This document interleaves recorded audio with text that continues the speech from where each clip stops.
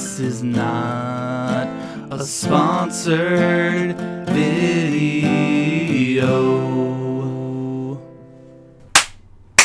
Gear review! Ow, fuck!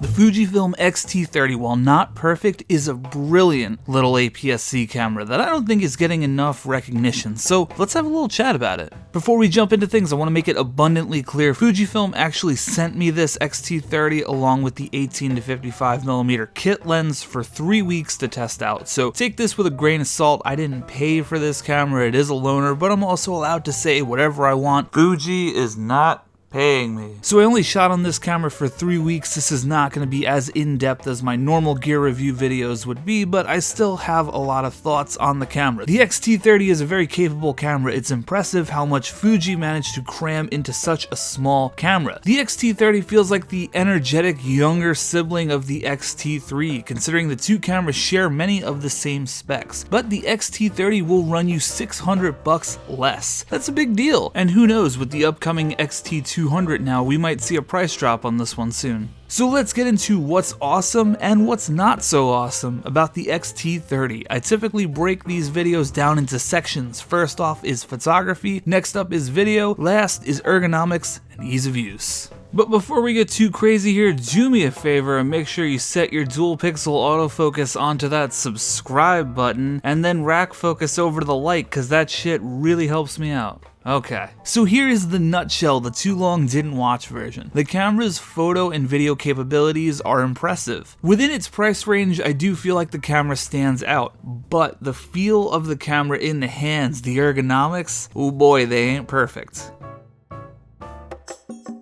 Let me be plain as day with you. The image quality on the XT30 is pretty exceptional. I've made some photos that I'm really happy with on this setup. I've heard time and time again how fantastic Fuji's film simulations are, so I decided with the limited time I had with this camera, I would completely embrace the workflow. I switched over to fine JPEGs and I just used the film simulations. What I shot is what I got, no edits whatsoever. These photos are all straight out of camera. I'm honestly blown away by the film simulations. I fell in love with Velvia, with classic chrome and Acros, and I'm gonna say it, I'm convinced. I love these film simulations. I get why people talk about them so much. These photos are all photos I'm comfortable sharing and not even tweaking at all. You know, there's a few instances where I gotta straighten out the horizon or two because I'm just, I'm so good at doing that. I'm so good at getting those crooked photos, but that's a me problem. To me, the XT30 is a photographer's camera. It's one of those things I think Fuji really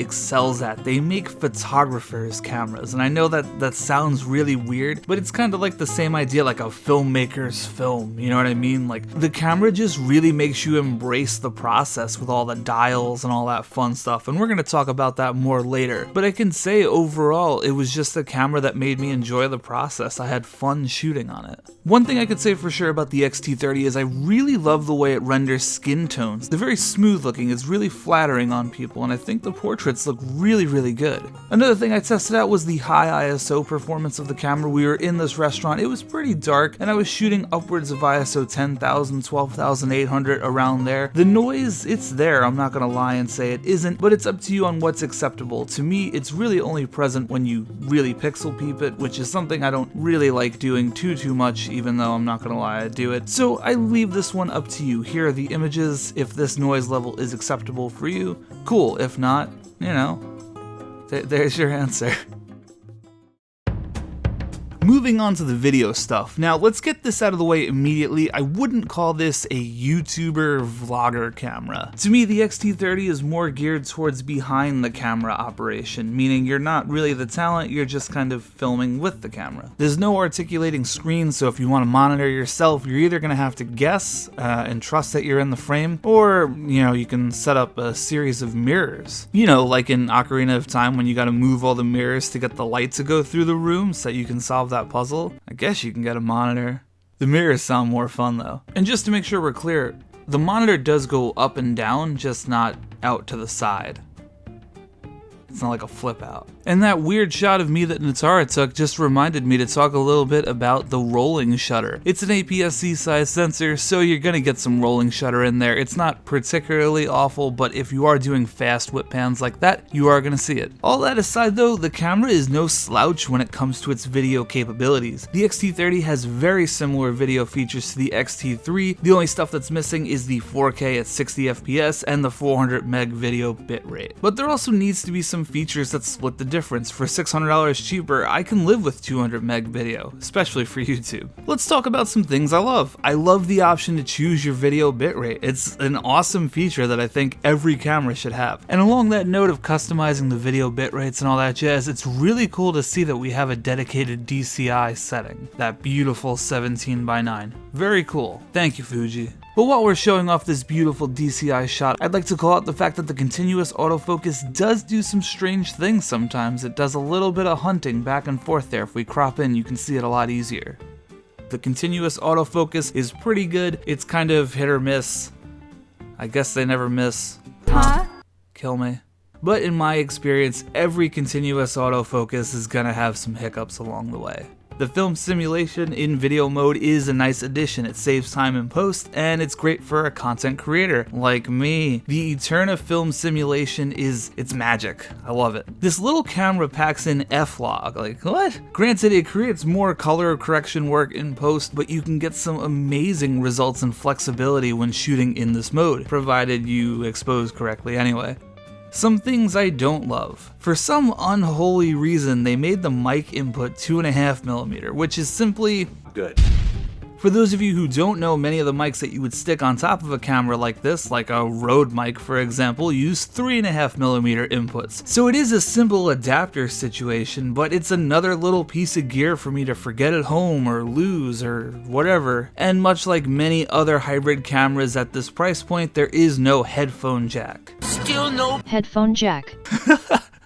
SpongeBob can't resist. Now I have made the case before. If you're a vlogist, you're not going to be wearing headphones while you vlog. It makes sense. But I also said that this isn't necessarily a vlogging camera. But having headphone inputs to monitor your footage is super important. Even if you're just going to check it for a second to make sure that the audio's there or you're playing a clip back or something, you need to hear that shit. And like I said, it is a behind the camera video experience, so you'd be fine wearing headphones if you're behind the camera anyway. And this last one, it's not as big of a deal for me personally, but it is important and certainly worth considering. 4K video has a 10-minute recording limit and 1080p videos have a 15-minute recording limit. The XT30's older sibling, the XT3, has 20 minutes for 4K and 30 minutes for 1080 video. Not the end of the world for me, but it might matter to you. Overall though, I really like the look of the video. It has just some great colors. Fuji in general has really great colors, and the camera's lightweight and pretty easy to use, which is a perfect segue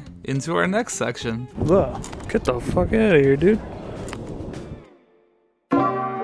Ease of use and ergonomics is huge for me. Specs are important, but how the camera feels is just as, if not more important to me. Starting with the good, the tactile feel is fantastic on the XT30. Every dial is clicky and wonderful. This is something that Fuji seems to consistently get right in their cameras. The amount of buttons and dials is cool. I enjoy the customization, being able to set the shutter speed before the camera's even on. Stuff like that makes me happy. I really like the auto flip switch. When I'm working with people who aren't necessarily video nerds like me, having a switch to just turn it into auto is a pretty awesome way to pass the camera over and guarantee that, you know, something's gonna work there. It's not gonna be completely ratchet footage. I love the fact that there's a tally light on the front of the camera. Going back to that scenario of handing my camera off to someone else, it's nice to know the darn thing's actually recording. I'm ashamed to tell you how many times that's happened with my 6D Mark II. I hand it over to someone, they film me for 3 minutes, and then I go home and edit and find out it wasn't filming. But on the other hand, the XT30 is a little too small for me. This could be solved by getting some sort of grip like an L bracket or something like that. Getting a cheap one of those really made the difference for me and my Sony a6400. So maybe that would make me feel better on this one, but unfortunately, I didn't get a chance to try what that felt like on the XT30. It is pretty small, the chronic, I don't know where to put my pinky thing is still an issue. I don't know, I just like a chunkier camera. The Q button for the quick menu. Oh baby. It's not Sony A7S record button bad, but the positioning of this button, it's not good. The meat of my hand hits it by accident all the time. Perhaps because I have Big meaty claws! But I've heard other people talk about this issue too, and clearly Fuji has too, because they made a firmware update that addresses the sensitivity of the Q button. I think there was also a previous one that just disabled it altogether, but this was the more recent information I found. That needed to be somewhere else, or not like this big tumor sticking out of the side of the camera. I can't tell you how many times that pulled me out of shooting, because I have the camera up to my eye and then all of a sudden I'm looking at a menu. Another mildly infuriating thing is the tripod mount blocks the battery door, which is home to the memory card. So if you fill up a card, for example, or you need to swap batteries, which, let's face it, you will be swapping batteries pretty often on this camera, you potentially have to de-rig everything to get in there. And on the note of battery life, let's get a little bit more specific there. Battery life is absolutely acceptable in photo mode. I found it easily lasting through a few days of shooting, but video, on the other hand, if you're a Sony user, you know what's up. You're gonna need mad batteries if you plan on shooting video on this thing. The XT30 drinks batteries in video mode. What is super cool though is that you can charge this camera via USB-C, so if you have like one of those power banks with you, you can charge it on the go. And one more note about battery life and performance, if you leave the camera on for a few seconds without touching anything, it goes into this power saving mode thing, which I gotta say the first time it happened it scared the shit out of me. The live view got all weird and choppy looking, like framey. It kinda looks like Red Dead Redemption 2 on ultra settings on my computer right now. It just, it plays back at like 10 FPS. It's really sad actually. I want to play it on Ultra. If you touch any button, it goes back to normal. I guess it's designed to make the batteries last longer, but if you're not expecting it, it can be pretty scary. It's like, oh my god, what did I do to the camera? They removed the directional pad, or the D-pad if you're an Epic gamer. The D-pad was present on the X100F, which I have, and apparently on the older XT20 and XT10. I didn't use those cameras, but I do have the X100F, and that D-pad is really cool. Us Epic gamers were into D-pads, so the lack of one was kind of a bummer. The joystick works, but it's, like the rest of the camera, pretty small. It just doesn't feel as tactile and straightforward to use as a larger camera with a larger joystick would, like the 5D Mark III. I'm gonna forever go down saying that camera had the best joystick ever. The XT30 doesn't have IBIS in-body image stabilization, which is a bit of a bummer, but the 18 to 55mm kit lens that I had optical image stabilization, which was pretty amazing, honestly. It stabilized the shit out of my footage.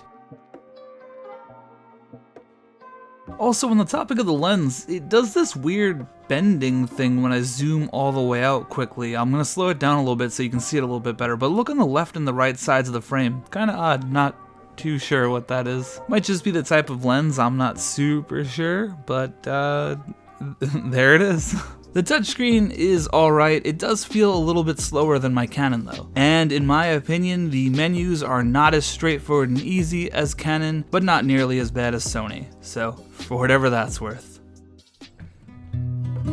Alright, let's wrap this up. The XT30 is a fantastic camera. It offers so much in such a small package. The image quality is outstanding, and the video features are impressive AF. I'm not talking about autofocus. The ergonomics and ease of use department is the only area of the camera that needs a little bit of love in my opinion. But if you're looking for a small, lightweight beast of a camera, whether it's for travel, hobbyist photography, or whatever, the price point's good. And the XT30 is worth considering. And I'm giving the FujiFilm XT30 7 Owen Wilson wows out of 10. It's a little bit closer to an 8, but we're gonna give it a 7 for some of those ergonomics things that I wasn't too crazy about. Thank you so much guys for watching the video. As always, you know what to do. Smash subscribe, give me a thumbs up, share the video, that would be really cool. I'm on the socials, Twitter, Instagram, Discord, MySpace. MySpace is blowing up, dude. 11 friends now. I'm a king, bringing MySpace back, 2020 style. Anyway guys, I'll catch you in the next video. Alright, bye. What? Dude, you're like right behind me. Can you hear me now? How clear? Hello? Whoa! Whoa! Ah! you fuck! God damn it! Okay, welcome back to our channel. We're now reviewing the Pokemon Band-Aids. They're good. They're good?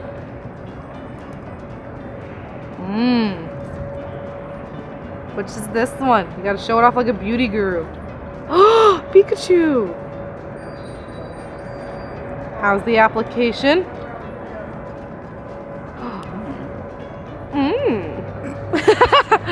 There. Like and subscribe to Sweet Lou Photography. The man.